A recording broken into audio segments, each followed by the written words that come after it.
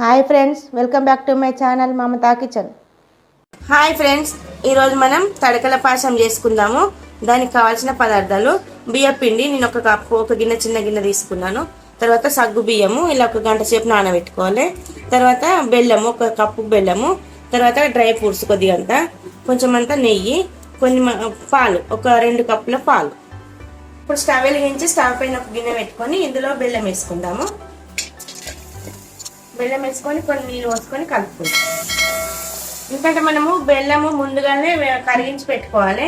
ఎందుకంటే పాయసంలో వేడి పోయొద్దు, పాలు అనేది ఇరిగిపోతుంది. వేడి బెల్లము పోయొద్దు, చల్లారాలి కొంచెం అంతా. ఇది మంచిగా కరగనిద్దాము. బెల్లం అనేది కరగాలన్నట్టు, కరుగుతూనే బాగుంటుంది పాయసం అనేది. ఇట్లనే వేసుకోవద్దు, ఇట్లా కరగబెట్టి వేసుకోవాలి. ఇది మంచిగా కరగనిద్దాం. ఇది బెల్లం మంచిగా కరిగిపోయింది చూసారా, ఇలా మంచిగా కరగాలి. ఇప్పుడు ఇది మనము చల్లారిద్దాము. ఎందుకంటే చల్లారితేనే బాగుంటుంది, ఈ పాయసం అనేది ఇరిగిపోదు. ఇది పక్కన పెట్టుకుందాము. ఇప్పుడు ఇంకొక గిన్నె పెట్టుకొని మనం పిండి ఉడకబెట్టుకుందాము. నీళ్ళు పోసుకుందాము. 1.5 కప్పు నీళ్ళు అయితే సరిపోతుంది. ఆ కప్పుకు 1.5 కప్పు నీళ్ళు సరిపోతుంది. ఎందుకంటే పిండి మంచిగా ఉడకాలి.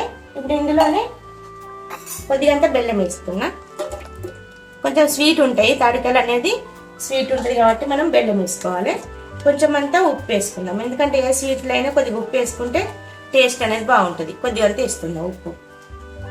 ఇది ఇప్పుడు మంచిగా మరగాలి. నీళ్ళు అనేది మంచిగా మరగాలి. మరుగుతూనే పిండి అనేది మంచిగా మనకు తాడికలు మంచిగా వస్తాయి, పిండి కూడా మంచిగా ఉడుకుతుంది అన్నట్టు. ఇది మంచిగా నీళ్ళు మంచిగా మరగనిద్దాం. నీళ్ళు మంచిగా మరుగుతున్నాయి. ఈ మరుగుతున్న నీళ్ళకి మనం పిండి వేసుకుందాం. బియ్యం పిండే వాడాలి. గోధుమ పిండితో కూడా చేసుకుంటారు కానీ అది మంచిగా ఉండదు. బియ్యం పిండితో చేసుకుంటేనే టేస్ట్ అనేది బాగుంటుంది. ఇది ఇప్పుడు మంచిగా కలుపుకుందాం మనం. ఎందుకంటే వేడి మీదే కలుపుకోవాలి. ఇది మంచిగా నీళ్ళు కూడా కరెక్ట్ సరిపోయినాయి. ఇది మంచిగా ఉడుకుతుంది కదా, ఉడుకుతుంది కాబట్టి కొద్దిగా నీళ్ళు అనేది కొంచెం మంచిగా ఇట్లా మనం కలుపుకుంటే సరిపోతుంది. పలసగా ఏం కాదు మనకి. ఇది మంచిగా కలపాలి. మనకు పలస కలిపిస్తే కొంచెం వేరే పిండి కూడా వేసుకోవచ్చు. ఇది ఇప్పుడు మంచిగా కరెక్ట్గా సరిపోయింది. ఎందుకంటే చల్లారితే గట్టిగా అవుతుంది కాబట్టి వేడి మీద పలసగా ఉంటుంది, చల్లారితే గట్టిగా అవుతుంది. ఇది మంచిగా ఉండలేకుండా కలుపుకోవాలి. ఇలా మంచిగా కలుపుకోవాలి. మంచిగా మనకు నీళ్ళు అనేది ఎక్కువ అనిపించింది కానీ మనము కలుపుతుంటే నీళ్ళు అనేది కరెక్ట్గా సరిపోతాయి.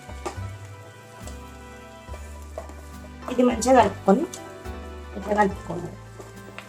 ఇది మంచిగా కలుపుకున్నాం కదా, ఇట్లా మంచిగా కలుపుకోవాలి. మనకు వేడి మీదనే కలుపుకోవాలి. మంచిగా కలుపుకుంటే ఉండలు అనేది మనకు పిండి అనేది లేకుండా మంచిగా కలుపుకోవాలి. మళ్ళీ నీళ్ళల్లో కూడా, వేడి నీళ్ళల్లో కూడా పిండి మంచిగా ఉడుకుతుంది. మనకు తాడికలు అనేది మంచిగా వస్తుంది అన్నట్టు. ఇప్పుడు ఇది మనం ఒక 10 నిమిషాలు చల్లారబెట్టుకుందాం. ఎందుకంటే వేడి మీద చేయరాదు కాబట్టి చల్లారబెట్టుకోవాలి. మనం చల్లారిన పిండిని ఇలా మంచిగా కలుపుకోవాలి. ఇట్లా ఇది మంచిగా చేతులతో ఇట్లా మంచిగా ఇట్లా పిసుకుంటా మంచిగా కలపాలన్నట్టు. కలిపితేనే తాలికలు అనేది మంచిగా వస్తుంది అన్నట్టు. ఇప్పుడు ఇది మనం ఒక 10 నిమిషాలు పక్కన పెట్టుకొని పాలు వేడి చేసుకుందాం. ఆలోపు స్టవ్ వెలిగించి స్టవ్ పైన కడాయి పెట్టుకొని కొంచెం అంత నెయ్యి పోసుకున్నాను. ఇప్పుడు ఇందులోకి మనం డ్రై ఫ్రూట్స్ వేయించుకుందాం. ఇవి మంచిగా దూరగా వేయించుకోవాలి. ఎందుకంటే పాయసంలోకి బాగుంటుంది, టేస్ట్ కూడా మంచిగా ఉంటుంది. ఇవి వేసుకుంటే ఇక మంట తక్కువ పెట్టుకొని ఇవి మంచిగా దూరగా ఫ్రై చేసుకోవాలి. ఎందుకంటే ఇది దూరగా వేగితేనే బాగుంటుంది, లేకపోతే అంత పచ్చిగా మంచిగా ఉండదు. ఇది మంచిగా దూరగా వేయాలి. ఇలా దూరగా వేయించుకోవాలి. ఇప్పుడు మంచిగా ఇవి దూరగా వేగిపోయినాయి చూసారా, మంచిగా వేగినాయి. ఇలా వేగితేనే బాగుంటుంది టేస్ట్ అనేది. ఇవి మనం ఒక ప్లేట్లోకి తీసుకుందాం. ఇలా మంచిగా మొత్తం తీసేసుకోవాలి. మాడిపోనియద్దు, మాడిపోతే పాయసం అనేది బాగుండదు. ఇప్పుడు ఇందులోకి పాలు పోసుకుందాం. 2 కప్పుల పాలు పోసుకుందాం. పాలు అనేది మంచిగా మరగాలి. చిక్కడి పాలే తీసుకోవాలి, కొంచెం పలచటి తీసుకోవద్దు. చిక్కగా ఉంటేనే టేస్ట్ అనేది బాగుంటుంది. పలచగా ఉంటే మంచిగా రుచి ఉండదు, అంటే పలచ బాగుంటుంది. ఇప్పుడు ఇవి మనం మంచిగా మరగనిద్దాం. ఎందుకంటే పాలు మంచిగా మరగాలి. ఇది మరగనిద్దాం. పాలు మరిగే లోపు మనం తాలికలు చేసుకుందాము. ఇలా కొంచెం చేయికి నెయ్యి అంటించుకొని ఇట్లా సన్నంగా తాలికలు చేసుకోవాలి. ఇలా మనకి ఏ సైజు అంటే ఆ సైజు చేసుకోవాలి. ఇలా బాగా సన్నం కాకుండా బాగా దొడ్డు కాకుండా ఇట్లా చేసుకుంటే సరిపోతుంది. ఇవి మనం ఒక ప్లేట్లోకి పెట్టుకుందాం. ఇరిగిపోకుండా చూసుకోవాలి, ఇరిగిపోతే అనేది బాగుండదు తాలికలు అనేది. ఇలా మంచిగా నెమ్మదిగా చేసుకోవాలి అన్నట్టు. మనకు చిన్నగంటే చిన్నగా, పెద్దగంటే పెద్దగా ఈ సైజులో చేసుకుంటే సరిపోతుంది. ఇలా అన్ని పిండి అంతా మనము తాలికలు చేసుకొని అందులో మనకు ఇరిగిపోకుండా పాలు మరిగేటప్పుడు వేసుకుంటే బాగుంటుంది అన్నట్టు. పాలు మరగకుండా వేసుకున్నా కానీ ఇరిగిపోతుంది, మంచిగా ఉండయి. పాలు మంచిగా మరగాలి. ఈ పిండి కూడా మనము వేడి చేసుకున్నాం కాబట్టి ఎక్కువ కూడా ఇరిగిపోతలేదు, మంచిగా వస్తుంది. అది ఇలా మంచిగా వస్తుంది చూసారా. ఇలా మంచిగా చేసుకోవాలి. బాగా సన్నం చేసుకుంటే కూడా మంచిగా ఉండదు అన్నట్టు. ఇలా కొంచెం కొంచెం పిండి తీసుకుంటూ ఇలా చేసుకోవాలి మంచిగా. అన్నీ మొత్తం పిండి అంతా ఇలా వేసుకొని పక్కన పెట్టుకుందాం. ఆ లోపు మనకు పాలు మరుగుతాయి కాబట్టి పాలల్లో వేసేసుకుందాం. మన దగ్గర ఉన్న పిండి అంతా ఇలా తాడికలు చేసి పెట్టుకున్నాము. కొంచెం అంతా పిండి మిగిలించిన, ఎందుకంటే మనము పాయసం చేసుకుంటున్నాం కాబట్టి కొంచెం అంతా పిండి మిగిలించుకోవాలి. మనము నీళ్ళలో కలిపి పోయాలన్నట్టు, చిక్క కడుతుంది అన్నట్టు. ఇప్పుడు మనం పిండి మొత్తము నీళ్ళు పోసి మంచిగా కలుపుకుందాం. ఇది ఎందుకంటే పొడి పిండి పోయద్దు. ఇలా మనము నీళ్ళలో ఉడకబెట్టిన పిండితోనే మనము పాలలో పోస్తే మంచిగా చిక్కగా వస్తుంది, టేస్ట్ కూడా బాగుంటుంది. ఇది మంచిగా ముద్దలు లేకుండా కలుపుకోవాలి పిండి. ఇలానే ముద్దలు వేయద్దు. ఇలా మంచిగా చిక్కగా అయ్యేదాకా మనం ఇది మంచిగా కలుపుకోవాలన్నట్టు ఇలా. ఎందుకంటే ఇట్లా ముద్దలు ఉంటే ఆ పాలల్లో ఉడుకుతుంది కదా, ఇది కూడా అంత మంచిగా ఉండదు అన్నట్టు. ఇట్లా పలచగా మనము బజ్జీల పిండి ఎట్లా వేసుకుంటామో అట్లా కలపాలన్నట్టు. ఇది ఇప్పుడు మొత్తం ఇట్లా ఇలా మంచిగా కలపాలి ఇలా. ఎందుకంటే ఇది టేస్ట్ కూడా బాగుంటుంది. మనకు వినాయక చవితి అప్పుడు కాకుండా వాటి ఎప్పుడైనా చేసుకోవచ్చు. నెలకొక్కసారి వచ్చే వినాయక పూజకు కూడా మనము ఇలా చేసి పెట్టచ్చు. పాలు మంచిగా మరుగుతున్నాయి కదా, ఈ మరుగుతున్న పాలలోకి సగ్గు బియ్యం వేసుకుందాము. మనం గంట ముందు నానబెట్టుకోవాలి. మంచిగా నానతాయి, తొందరగా కూడా ఉడుకుతాయి అన్నట్టు. ఇలా మంచిగా ఉబ్బుతాయి కూడా చూసారా. ఇలా నానితే మంచిగా ఉబ్బుతాయి, తొందరగా కూడా ఉడుకుతాయి అన్నట్టు. ఈ పాలలో వేసుకొని మంచిగా ఇవి ఉడికిద్దాం, ఎందుకంటే ఉడకాలి. మళ్ళీ ఇలా మంచిగా కలుపుకోవాలి. ఎందుకంటే మనము వట్టిది కాకుండా ఇలా సగ్గు బియ్యం వేసుకొని చేసుకుంటే కూడా బాగుంటుంది, టేస్ట్ కూడా మనకు మస్తు ఉంటుంది కాబట్టి ఇలా వేసుకోవాలి. వట్టి పిండితో కూడా చేసుకోవచ్చు, అది వేరే టేస్ట్ వస్తుంది. ఇప్పుడు ఇట్లా చేసుకుంటే ఇది బాగా టేస్ట్ వస్తుంది అన్నట్టు. ఇది మంచిగా ఉడకాలి, కొద్దిగా అంత మంచిగా ఉడికితేనే సగ్గు బియ్యం అనేది బాగుంటుంది. లేకపోతే అంత ఇత్తులు బాగుండదు. మనం గంట ముందు నానబెట్టుకున్నా కానీ ఇలా మనం పాలలో వేసే వరకు ఉడకపోతే ఇక కొంచెం ఇత్తు ఉంటుంది. ఇలా మంచిగా ఉడకదు చూసారా. మంచిగా ఇట్లా చేతులు పడితే కూడా రాకుండా ఉంటుంది. ఇది మంచిగా ఉడకనిద్దాం ఒక 2 నిమిషాలు. చూసారా, ఇవి మనం 2 నిమిషాల తర్వాత చూస్తే మంచిగా ఉడికితే ఇట్లా పైకి వచ్చేస్తాయి, మంచిగా ఉడికినాయి. ఇప్పుడు ఇందులోకి మనం తాలికలు వేసుకుందాం. ఇలా కొంచెం దూరం వేసుకోరు. ఒక్క కాడ వేస్తే అంటుకుంటాయి, ఇరిగిపోతాయి. కొంచెం దూరం వేసుకుంటే మనకు ఇరిగిపోవు అన్నట్టు. ఇలా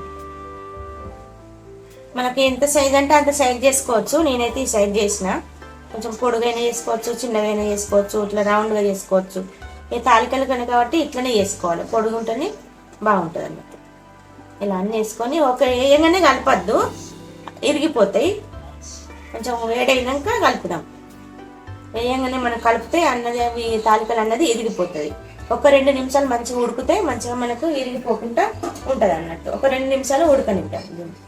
ఇప్పుడు ఇది మంచిగా 2 నిమిషాల తర్వాత చూసుకుంటే మంచిగా ఉడికినాయి చూసారా. ఇలా ఉడికితేనే టేస్ట్ కూడా బాగుంటుంది. సగ్గు బియ్యము ఈ తాలికలు మంచిగా ఉడికినాయి. ఇప్పుడు ఇందులోకి మనము ముందుగా కలిపి పెట్టుకున్నాం కదా పిండి, అది ఇందులోకి పోసుకుందాం. ఎందుకంటే చిక్కగా అవుతుంది. చిక్కగా ఉండాలంటే ఇలా కలిపి పోసుకోవాలి. తాలికల పాయసం అనేది చిక్కగా ఉంటేనే బాగుంటుంది అన్నట్టు. ఇది పిండి పోసుకున్నాం కదా, కొంచెం మంచిగా అడుగెళ్ళ కలపాలి, లేకపోతే అడుగు అంటుతుంది, బాగుండదు టేస్ట్. ఇట్లా అంత మాడిపోతుంది కాబట్టి మంచిగా ఉండదు అన్నట్టు. ఇలా కొంచెం మెల్లగా కలుపుకోరు, ఎందుకంటే ఇవి విరిగిపోతాయి కాబట్టి మెల్లగా కలుపుకోరు. ఇలా మంచిగా మెల్లగా కలుపుకుంటే చిక్కగా అయ్యేదాకా కొంచెం ఇది మంచిగా ఉడకాలన్నట్టు. ఇది కొద్దిగా చిక్కగా అయ్యేదాకా ఉడకనిద్దాం. ఒక 2 నిమిషాలు అయితే సరిపోతుంది. ఒక 2 నిమిషాలు ఉడకనిద్దాం. 2 నిమిషాల తర్వాత చూసుకుంటే పిండి అనేది మంచిగా ఉడికింది చూసారా, మంచిగా ఉడికిపోయింది. మనకు తాలికలు కూడా ఎక్కువ విరిగిపోలేదు, సగ్గు బియ్యం ఇవన్నీ మంచిగా కలిసిపోయినాయి చూసారా. ఇప్పుడు ఇందులోకి మనము ముందుగా వేయించి పెట్టుకున్న డ్రై ఫ్రూట్స్ని వేసుకుందాం. వేసుకొని కలుపుకుందాం. ఇప్పుడు ఇది మనము చల్లారినాక బెల్లము నీళ్ళు అనేది ఇప్పుడు ఇందులోకి పోసుకుందాము. ఎందుకంటే వేడి మీద పోయొద్దు, కొద్దిగా చల్లారాలి. ఇది ఒక 2-3 నిమిషాలు చల్లారనిద్దాము. పూర్తిగా చల్లారినాక బెల్లం నీళ్ళు ఇందులోకి పోద్దాం. ఇప్పుడు 2 నిమిషాల తర్వాత చూసుకుంటే పూర్తిగా చల్లారిపోయింది. ఇప్పుడు ఇందులోకి మనం బెల్లం నీళ్ళు పోసుకుందాము. ఇట్లా వడగట్టుకోవాలి కిందకి, ఎందుకంటే దుమ్ము గిట్లు ఉంటుంది, మట్టి పెడ్డలు ఉంటాయి కాబట్టి ఇలా వడగట్టుకొని పోసుకోవాలి. ఇలా ఇంత దుమ్ము వచ్చింది చూసారా. మనం ఇట్లనే పోసుకుంటే అంత బాగుండదు. ఇంతగానం దుమ్ము వచ్చింది చూసారా, ఇలా కరగబెట్టుకుంటే దుమ్ము వస్తుంది. ఇక ఇందులో ఉన్నది చూసారా, మనం డైరెక్ట్ పోయొద్దు. ఇప్పుడు ఇది మంచిగా కొంచెం కలుపుకుందాం.